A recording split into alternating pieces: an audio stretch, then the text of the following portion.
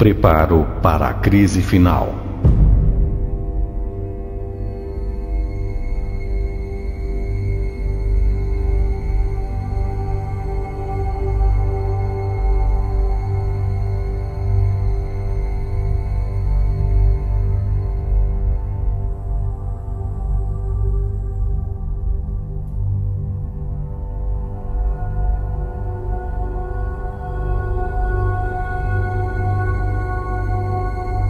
Testemunhos Seletos. Volume 2. Capítulo 47.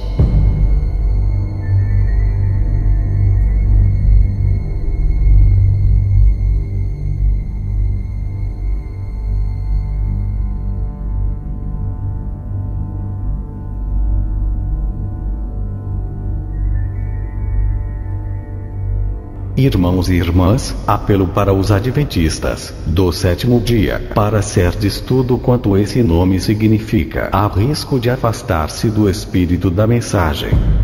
O povo de Deus não deve ser guiado pelas opiniões ou práticas do mundo. Ouvi o que diz o Salvador a seus discípulos: eu rogarei ao Pai, e ele vos dará outro Consolador, para que fique convosco para sempre. O Espírito de verdade, que o mundo não pode receber, porque não o vê nem o conhece. Mas vos o conheceis, porque habita convosco, e estará em vós. João 14, 16 e 17. Vede quão grande caridade nos tem concedido o Pai, que fôssemos chamados filhos de Deus. Por isso o mundo não nos conhece, porque o não conhece a Ele. 1 João 3, 1. A palavra de Deus declara positivamente que sua lei será escarnecida, pisada pelo mundo. Haverá extraordinário predomínio da iniquidade. O professo mundo protestante formará uma confederação com o homem do pecado, e a igreja e o mundo estarão em corrupta harmonia. Eis que a grande crise vem sobre o mundo. As Escrituras ensinam que o papado deverá readquirir sua supremacia perdida, e que os fogos da perseguição serão reatados por meio das concessões oportunistas do chamado mundo protestante. Neste tempo de perigo só podemos subsistir na proporção em que temos a verdade e o poder de Deus. Os homens só podem conhecer a verdade sendo eles próprios participantes da natureza divina. Necessitamos agora de sabedoria mais que humana em ler e pesquisar as Escrituras. E se nos aproximarmos da palavra de Deus em humildade de coração, Ele erguerá em nosso favor um estandarte contra os elementos sem lei. É difícil manter firme o princípio de nossa confiança até o fim, e a dificuldade aumenta quando há influências ocultas em constante operação para introduzir outro espírito, um elemento que opera em sentido contrário, do lado satânico da questão. Na ausência da perseguição, tem penetrado em nossas fileiras alguns que parecem sensatos, inquestionável seu cristianismo, mas que, surgisse perseguição, sairiam de nós. Na crise, veriam força em raciocínios capciosos que têm tido certa influência em seu espírito. Satanás tem preparado vários ardis para chegar às diversas mentes. Quando a lei de Deus for anulada, só a igreja será peneirada por provas terríveis, e uma proporção maior do que agora podemos prever, dará ouvidos a espíritos enganadores e doutrinas de demônios. Em vez de serem fortalecidos quando levados a situações difíceis, muitos provam não ser varas vivas da videira verdadeira, não dão fruto, e o lavrador as tira. Os verdadeiramente obedientes não cairão. Mas quando o mundo anular a lei de Deus, qual será o efeito sobre os que são verdadeiramente obedientes e justos? Serão eles levados pela forte corrente do mal? Porque tantos se enfileiram sob a bandeira do príncipe das trevas, onde os que guardam os mandamentos de Deus apartar-se de sua fidelidade? Nunca. Nenhum dos que permanecem em Cristo falhará ou cairá. Seus seguidores curvar-se-ão em obediência a uma autoridade superior à de qualquer potentado terrestre. Ao passo que o desprezo lançado sobre os mandamentos de Deus leva muitos a suprimir a verdade e mostrar por ela menos reverência, os fiéis hão de com maior zelo manter erguidas suas verdades distintivas. Não somos deixados à nossa própria direção. Devemos reconhecer a Deus em todos os nossos caminhos, e Ele dirigirá nossas veredas. Devemos consultar-lhe a palavra em humildade de coração, pedir-lhe o conselho, e submeter nossa vontade à sua.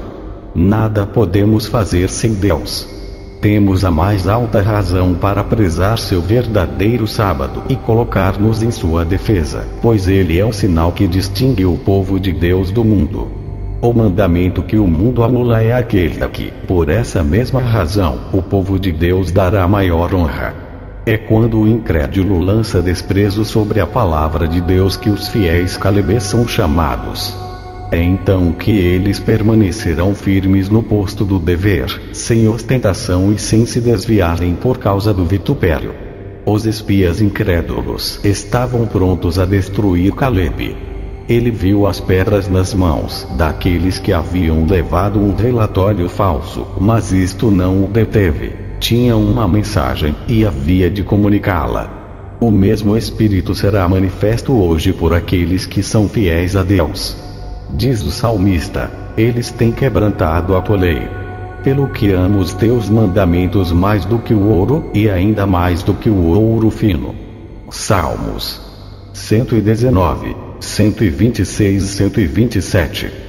Quando os homens se achegam para mais perto de Jesus, quando Cristo lhes habita no coração pela fé, seu amor pelos mandamentos de Deus se torna mais forte à medida que o desprezo do mundo se amontoa sobre seus santos preceitos. É a esse tempo que o verdadeiro sábado deve ser posto diante do povo tanto pela pena como pela palavra. Ao ser o quarto mandamento, bem como os que o observam passados por alto e desprezados, sentem os fiéis que é tempo, não de ocultar sua fé, mas de exaltar a lei de Jeová, desfraldando a bandeira em que se acha inscrita a mensagem do terceiro anjo, os mandamentos de Deus e a fé em Jesus. Nenhuma concessão ao mistério da iniquidade. Não sancionem aqueles que possuem a verdade tal qual ela é em Jesus, sequer por seu silêncio, a obra do mistério da iniquidade. Não cessem eles de fazer soar a nota de alarme.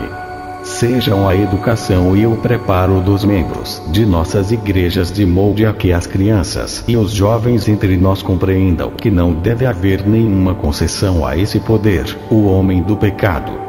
Ensinai-lhes que, se bem que venha tempo em que só podemos travar a luta com risco de propriedade e liberdade, todavia o conflito deve ser enfrentado no espírito e mansidão de Cristo. A verdade deve ser mantida e advogada tal como é em Jesus. Riqueza, honra, conforto, lar, tudo o mais, deve ser consideração secundária. A verdade não deve ser escondida, não deve ser negada ou disfarçada, mas plenamente confessada e proclamada com ousadia. O Senhor tem fiéis vigias nos muros de Sião para clamarem em alta voz e não pouparem, para erguerem sua voz como trombeta, e mostrar a seu povo sua transgressão e à casa de Jacó os seus pecados. O Senhor permitiu ao inimigo da verdade fazer decidido esforço contra o sábado do quarto mandamento. É desígnio seu despertar por esse meio interesse decidido naquela questão, que é um teste para os últimos dias. Isto abrirá o caminho a que a terceira mensagem angélica seja proclamada com poder. Ninguém que acredite na verdade, fique agora em silêncio. Ninguém deve ser agora descuidoso. Insistam todos em suas petições junto ao trono da graça, pleiteando a promessa: tudo quanto pedirdes em meu nome eu farei. João 14, 13. É um perigoso tempo este. Se esta terra de alardeada liberdade está se preparando para sacrificar todo o princípio que faz parte de sua constituição, fazendo decretos para suprimir a liberdade religiosa e impor a falsidade e o engano papais, então o povo de Deus precisa apresentar suas petições com fé ao Altíssimo. Há nas promessas de Deus toda a animação para os que nele põem sua confiança. A perspectiva de ser levado a perigo pessoal e aflição não deve causar acabreamento, mas avivar o vigor e as esperanças do povo de Deus, pois o tempo de seu perigo é a ocasião para Deus lhes conceder mais claras manifestações de seu poder. Não devemos ficar sentados em calma expectativa de opressão e tribulações, e cruzar as mãos, nada fazendo para conjurar o mal. Sejam nossos unidos clamores enviados ao céu. Orai e trabalhai orai. Mas que ninguém proceda precipitadamente. Aprendei como nunca dantes que deveis ser mansos e humildes de coração. Importa não lançardes contra ninguém injuriosa acusação, seja a indivíduos, seja a igrejas. Aprendei a lidar com a mente das pessoas como Cristo fazia. É preciso por vezes dizer coisas severas. Estai, porém, certos de que o Espírito Santo de Deus vos está no coração antes de proferirdes a positiva verdade. Deixai-a então abrir seu caminho. Não deveis, vós, fazer o talho. Não se unir com o mundo. Não deve haver transigência com os que anulam a lei de Deus. Não é seguro neles descansar como conselheiros. Nosso testemunho não deve ser menos decidido agora do que anteriormente. Não devemos pôr uma capa em nossa posição real a fim de agradar os grandes homens do mundo. Eles podem desejar que nos unamos com eles e lhes aceitemos os planos, e talvez façam propostas quanto à nossa maneira de agir, que deem ao inimigo vantagem sobre nós. Não chameis conjuração confederação, em outras versões a tudo quanto este povo chama conjuração. Isaías 8:12. Conquanto não devamos buscar conflito e não devamos ofender desnecessariamente, cumpre-nos apresentar a verdade clara e decididamente, e ficar firmes ao que Deus nos ensinou em sua palavra.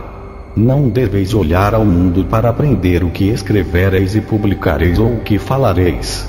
Testifiquem todas as vossas palavras e obras, não seguindo fábulas artificialmente compostas. 2 Pedro 1:16. Temos muito firme a palavra dos profetas, a qual bem fazeis em estar atentos, como a uma luz que alumia em lugar escuro. 2 Pedro 1:19. Diz-nos o apóstolo Paulo: visto como na sabedoria de Deus o mundo não conheceu a Deus pela sua sabedoria, aprove a Deus salvar os crentes pela loucura da pregação. 1 Coríntios 1:21. Isto foi o cumprimento do plano de Deus para a convicção e conversão dos homens, que são constantemente tentados a exaltar as próprias faculdades. O Senhor tornaria manifesto se os homens, por sua própria infinita sabedoria, pudessem adquirir conhecimento da verdade, pudessem conhecer a Deus, seu Criador. Quando Cristo veio a nosso mundo, foi plenamente feita a experiência, e demonstrou-se não ser senão loucura a alardeada sabedoria dos homens. A sabedoria finita foi totalmente incapaz de chegar a conclusões acertadas quanto a Deus, e portanto, o homem era de todo incompetente para julgar sua lei. O Senhor permitiu que as coisas chegassem em nossos dias a uma crise, na exaltação do erro sobre a verdade, para que Ele, o Deus de Israel, operasse poderosamente para a maior exaltação de sua verdade à proporção que o erro é exaltado. Olhos postos em sua igreja, o Senhor tem repetidamente permitido que as coisas cheguem a uma crise para que, em sua extremidade, seu povo esperasse exclusivamente em seu auxílio. Suas orações, sua fé, juntamente com seu firme desígnio de ser fiel, tem chamado a interferência de Deus, e então ele cumpriu sua promessa. Então clamarás, e o Senhor te responderá. Gritarás, e ele dirá: eis-me aqui. Isaías 58:9. Seu poderoso braço tem estado estendido para livramento de seu povo. Deus reserva suas benignas interposições em favor deles até o momento de sua extremidade. assim torna assinalado seu livramento, e mais gloriosas suas vitórias. Quando mais fale toda a sabedoria humana, mais claramente se reconhecerá a interferência do Senhor, e ele receberá a glória que lhe é devida.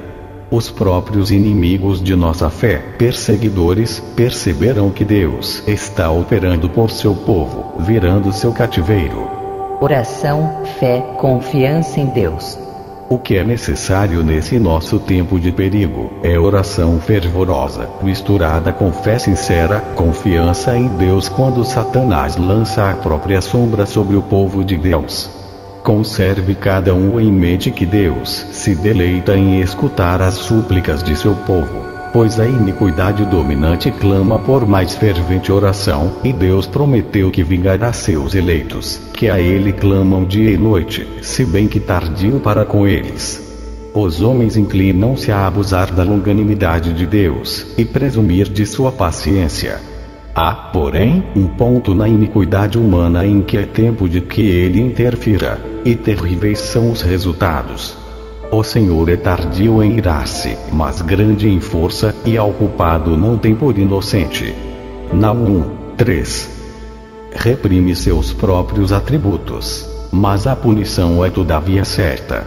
Cada século de desregramento tem entesourado ira contra o dia da ira. E quando chegar o tempo, e for plena a iniquidade, então Deus fará sua estranha obra. Verificar-se-á ser coisa terrível haver esgotado a paciência divina, pois a ira de Deus cairá tão marcada e fortemente que é representada como sem mistura de misericórdia, e a própria terra será desolada. É o tempo da apostásia nacional, quando, agindo segundo os métodos de Satanás, os governantes da terra se enfileirarem ao lado do homem do pecado. É então que a medida da culpa se encherá. A apostásia nacional é o sinal para a ruína da nação. Deus lançou seu povo na brecha a fim de edificar as antigas ruínas, levantar os fundamentos de muitas gerações. Os seres celestes, anjos magníficos em poder, estão à espera, obedientes à sua ordem, para se unirem com os instrumentos humanos. E o Senhor se interporá quando as coisas houverem chegado a tal ponto que coisa alguma senão o poder divino poderá frustrar os agentes satânicos em operação. Quando seu povo estiver no maior perigo, aparentemente incapaz de resistir ao poder de Satanás, Deus operará em seu favor. As situações extremas do homem são a oportunidade de Deus. E agora o tempo em que os leais e fiéis se devem levantar e resplandecer, pois a glória do Senhor se levanta sobre eles. Não é tempo, agora, de esconder nossa bandeira, não é tempo de tornar-nos traidores. Quando a batalha aperta renhida, não é tempo de depor nossas armas de guerra. Os vigias nos muros de Sião devem estar de todo alerta. Sinto-me tão grata a esse tempo por podermos desviar a mente das dificuldades que nos rodeiam, e da opressão que há de sobrevir ao povo de Deus, e podermos olhar ao céu de luz e poder. Caso nos ponhamos ao lado de Deus, de Cristo e dos seres celestiais, a proteção da onipotência se encontrará sobre nós. O poderoso Deus de Israel será nosso ajudador, e não precisamos temer. Aqueles que tocam no povo de Deus, tocam na menina de seus olhos. Irmãos, levareis convosco o Espírito de Cristo ao voltardes para vosso lar e igreja. Haveis de abandonar a incredulidade e a crítica. Avizinhamo-nos de um tempo em que, mais que nunca, precisamos unir-nos, juntos trabalhar. Há força na união. Na discórdia e desunião só há fraqueza. Nunca foi desígnio de Deus que um homem, ou 4, ou 20, tomassem nas mãos uma obra importante, e levassem-na avante independentemente dos outros obreiros na causa. Deus quer que seu povo se aconselhe junto, para ser uma igreja unida, um todo perfeito em Cristo. Para nós a única segurança é entrar nos conselhos do céu, buscando sempre fazer a vontade de Deus, tornar-nos colaboradores céus. Nenhum grupo deve formar uma sociedade e dizer: Vamos tomar este trabalho e levá-lo avante à nossa maneira. E caso ele não vá como queremos que vá, não daremos nossa influência para que ele vá, absolutamente. Isto é a voz de Satanás, não a de Deus. Não sigais tais sugestões. O que carecemos é o Espírito de Jesus. Quando o possuímos, amar-nos-emos uns aos outros. Eis as credenciais que devemos apresentar. Nisto todos conhecerão que sois meus discípulos, se vos amardes uns aos outros. João 13:35. Todos unidos. Vamos procurar ter diariamente o coração unido pelos laços do amor. Tenho, porém, contra ti, diz a testemunha fiel, que deixaste a tua primeira caridade. Apocalipse 2:4. E ele diz: brevemente a te virei, e tirarei do seu lugar o teu castiçal, se não te arrependeres. Apocalipse 2:5. Por quê? Porque em nossa separação uns dos outros estamos separados de Cristo. Precisamos unir-nos. Oh! Quantas vezes, quando me tem parecido estar na presença de Deus e dos santos anjos, tenho ouvido a voz do anjo dizendo: une-vos, une-vos, une-vos. Não deixeis Satanás lançar sua sombra infernal entre irmãos. Une-vos. Há força na união. Repito-vos a mensagem. Ao irdes para casa, estai decididos a unir-vos. Buscai a Deus de todo o coração, e encontrá-lo-eis, e o amor de Cristo, que excede a todo entendimento, virá a vosso coração e a vossa vida. General Conferência Daily Bulletin, 13 de abril de 1891. A crise da lei dominical. Durante a noite, parecia-me estar enumerando mentalmente as provas que temos para fundamentar a fé que mantemos. Vemos que os sedutores estão indo de mal para pior. Vemos o mundo trabalhando no sentido de estabelecer por lei um falso sábado, e torná-lo uma prova para todos. Esta questão nos enfrentará em breve.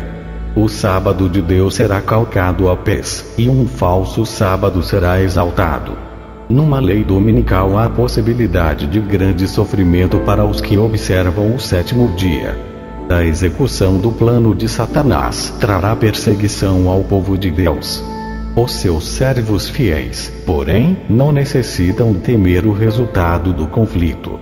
Caso sigam o modelo posto diante deles na vida de Cristo, se forem fiéis às reivindicações do Senhor, sua recompensa será a vida eterna, uma vida que se prolongará paralela à existência de Deus. A este tempo uma obra muito decidida na edificação do caráter devia estar em andamento entre nosso povo. Devemos desenvolver perante o mundo as características do Salvador. Impossível é agradar a Deus sem o exercício da fé genuína, santificadora. Somos individualmente responsáveis por nossa fé. A verdadeira fé não é daquelas que falhará sob a prova e a provação. É o dom de Deus a seu povo. Review and Out, 30 de setembro de 1909. Se há um tempo em que necessitamos de manifestar bondade e genuína cortesia, é agora. Talvez tenhamos de pleitear muito diligentemente com os conselhos legislativos pelo direito de adorar a Deus segundo os ditames da consciência. Assim designou Deus em sua providência que as reivindicações de sua lei sejam levadas perante homens em posições de mais alta autoridade. Ao nos encontrarmos, porém, em presença desses homens, não devemos manifestar sentimentos amargos. Devemos orar constantemente por auxílio divino. Unicamente Deus é que pode segurar os quatro ventos até que seus servos estejam selados na fronte. Review and Out, 11 de fevereiro de 1904.